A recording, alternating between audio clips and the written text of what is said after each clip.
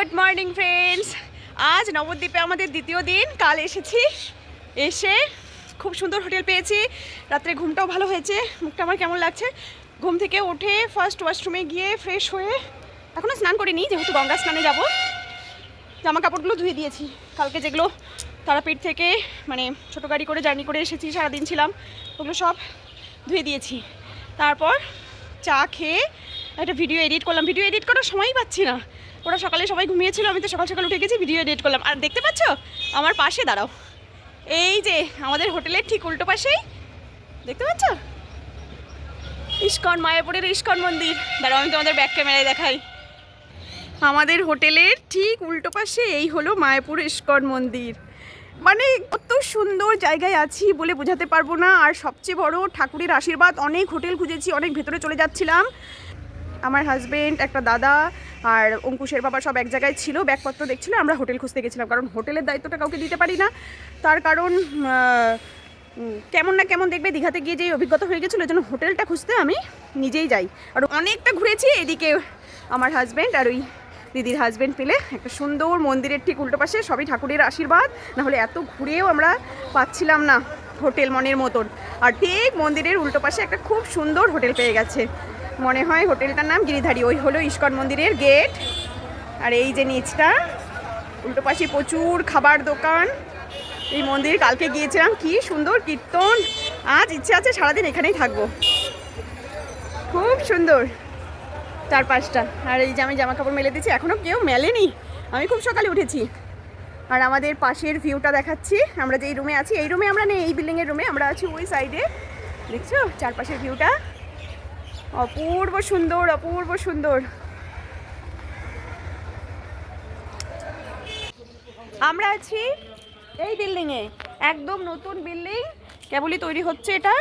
এই বিল্ডিংয়ে আমরা আছি। আর সামনের দিকেরগুলো সব বুক, হলি না, এখানে প্রচুর ভিড় হবে, প্রচুর, মানে আগের থেকেই বুক করে রেখেছে সবাই, ভাগ্যক্রমে পেয়ে গেছি। এখন আবার এসছি সবাই মিলে চা খেতে। সকালে তো আমি খেয়ে গেছিলাম।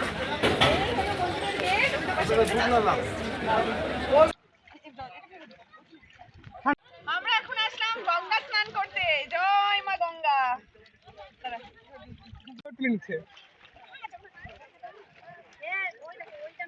জয় মা গঙ্গা।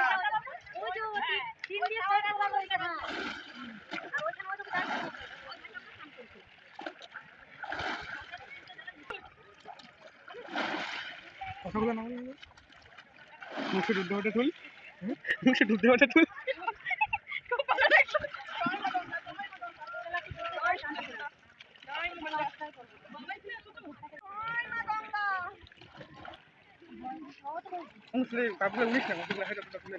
আমার একটাই পা হচ্ছে, তুই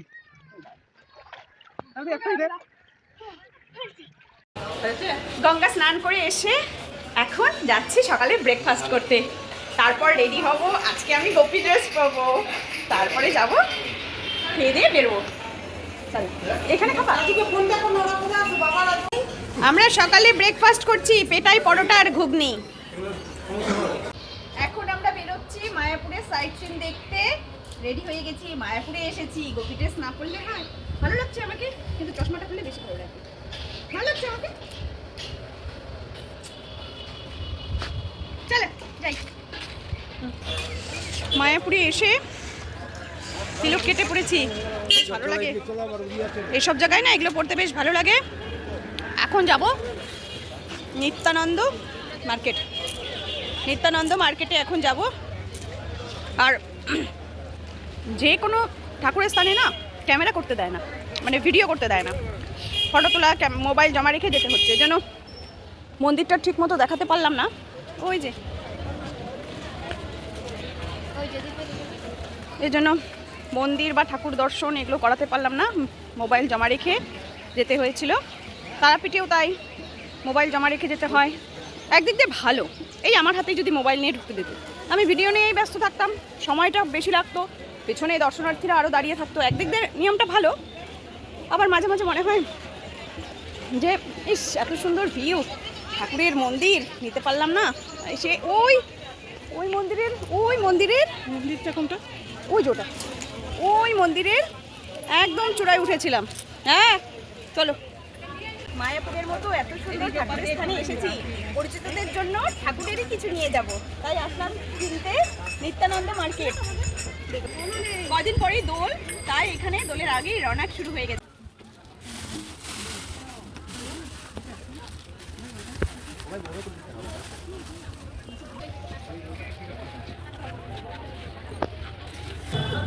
আমরা এখন মায়াপুরের সাইট সিন দেখতে বেরিয়ে গেছি। প্রথমেই আসলাম জগন্নাথ বলদেব সুভদ্রা মন্দিরে।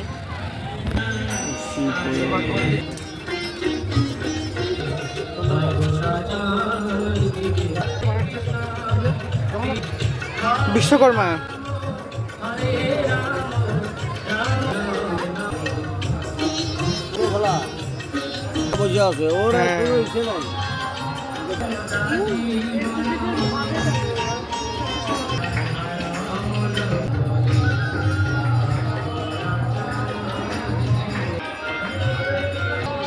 মাখন চুরি করতো।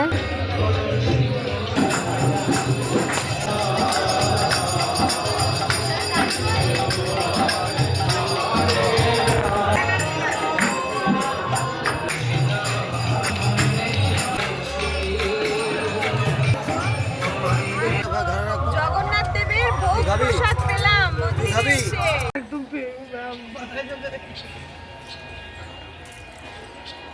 এখানে রাম কৃষ্ণ দুজনে, দেখো হরে কৃষ্ণ হরে কৃষ্ণ কৃষ্ণ কৃষ্ণ হরে রাম। এখন আসলাম রাধা কুণ্ড দেখতে।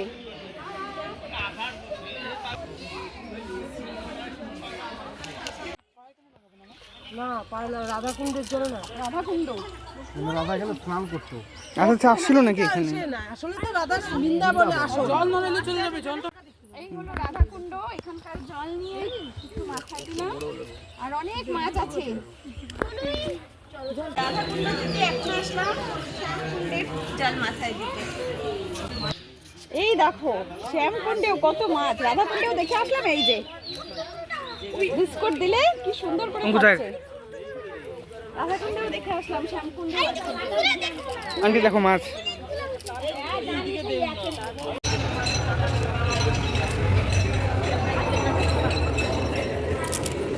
দেখাচ্ছি এটা পুরনো মন্দিরটা, দেখলো। সাইট সিন দর্শন করে আবার চলে আসলাম মায়াপুরের মন্দিরে। এই হলো রাতের ভিউ মায়াপুরের মন্দিরের। আমরা দুপুরবেলায় ঠিক উপরে ওই চূড়াটায় উঠেছিলাম, একদম ওই উপরে।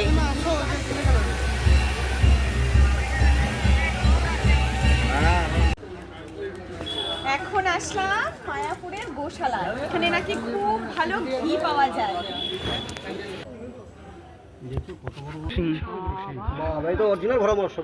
হ্যাঁ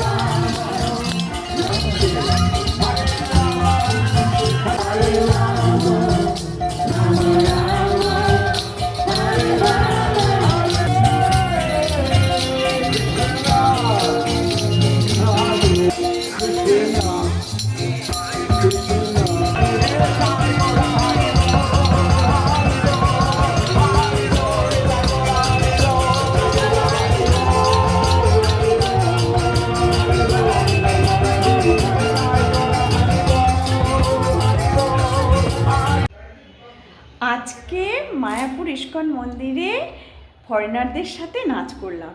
ভীষণ শখ ছিল, কি যে ভালো লাগলো। আর যখন হরে কৃষ্ণ হরে রাম করছে, সুন্দর করে ঘুরে যাচ্ছি, আর এত ঘোরাচ্ছে মানে দুজনে হেসে যাচ্ছি, ভীষণই ভালো লাগছিল। এখন চলে আসলাম হোটেলে, কিছুক্ষণ পর ডিনার করতে যাব। আজকের ভিডিও আমি এখানেই শেষ করছি। সবাই খুব খুব খুব ভালো থাকবে। Tata, good night. খুব সুন্দর জায়গা মায়াপুর, ভীষণ ভীষণ ভীষণ ভালো লাগলো। চলো, মায়াপুরে আজকে ডিনার করতে এসেছি রানাদার ভেজ বিরিয়ানি। ভিড়টা একবার দেখো, ইউটিউবে ভিডিও দেখেই আমি এখানে এসেছি। আমরা যেই হোটেলে উঠেছি সেখান থেকে এখানে 10 মিনিটের হাঁটা পথ, কিন্তু একমাত্র ইউটিউবে ভিডিও দেখেই হোটেলের ভেজ বিরিয়ানি খেতে এলাম। ওই হলো আমাদের প্রভুজি। হরে কৃষ্ণ। হরে কৃষ্ণ।